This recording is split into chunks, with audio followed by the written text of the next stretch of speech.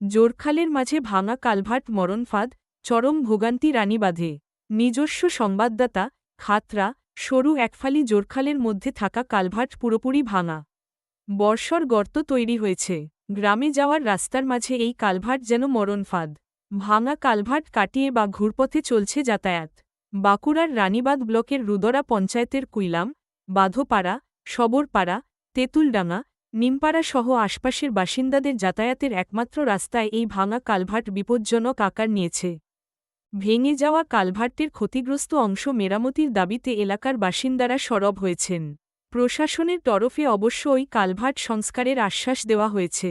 রানীবাঁধ ব্লকের রুদরা পঞ্চায়েতের কুইলাম, বাঁধোপাড়া, সবরপাড়া, তেঁতুলডাঙ্গা, নিমপাড়া, পালপাড়া গ্রামের ভিতর দিয়ে প্রধানমন্ত্রী গ্রাম সড়ক যোজনার একটি রাস্তা গিয়েছে। পালপাড়া ও সবরপাড়ার মাঝে জোরখালের উপরে ওই কালভার্ট।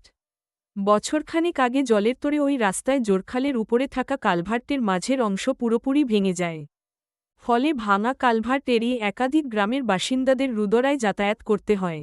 স্থানীয়রা জানান, জোরখালে কালভার্ট না থাকায় গ্রামের ছেলে মেয়েদের স্কুল, কলেজে যেতে অসুবিধা হচ্ছে। অন্য বাসিন্দাদের বাজার হাট করতেও সমস্যা তৈরি হচ্ছে। বছরের অন্য সময়ে কালভার্টের পাশ দিয়ে নেমে যাতায়াত করা গেলেও বর্ষায় তা সম্ভব নয়। তাই ঘুরপথে যাতায়াত করতে হয়। স্থানীয় বাসিন্দা লতু সবর, কবিতা সবররা বলেন, জলের তোড়ে রানীবাঁধের রুদরা পঞ্চায়েত এলাকায় জোরখালের উপরে কালভার্টের মাঝখান কতদিন আগেই ভেঙে পড়েছে। এই কালভার্ট পেরোতে গিয়ে বছরখানেক আগে একজনের প্রাণ গিয়েছে। তারপর থেকে আর কেউ বর্ষায় এই কালভার্ট পেরোনো সাহস দেখান না। এত বড় কালভার্ট মেরামতির কোনো উদ্যোগ প্রশাসন নেয়নি। কালভার্টের দ্রুত মেরামতি প্রয়োজন। এই ব্যাপারে রানীবাঁধ পঞ্চায়েত সমিতির সভাপতি ভীম মণ্ডল বলেন, ওই কালভার্টটি জলের তোড়ে ভেঙে যাওয়ায় ওই এলাকার বাসিন্দাদের অসুবিধা হচ্ছে।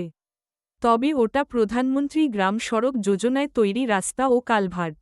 আমরা কয়েকদিন আগেই ওই কালভার্ট মেরামতির জন্য জেলা পরিষদে জানিয়েছি। অর্থ বরাদ্দ হলেই কাজ শুরু হবে। ধন্যবাদ জ্ঞাপন ও কৃতজ্ঞতা স্বীকার সংবাদ প্রতিদিন পত্রিকা।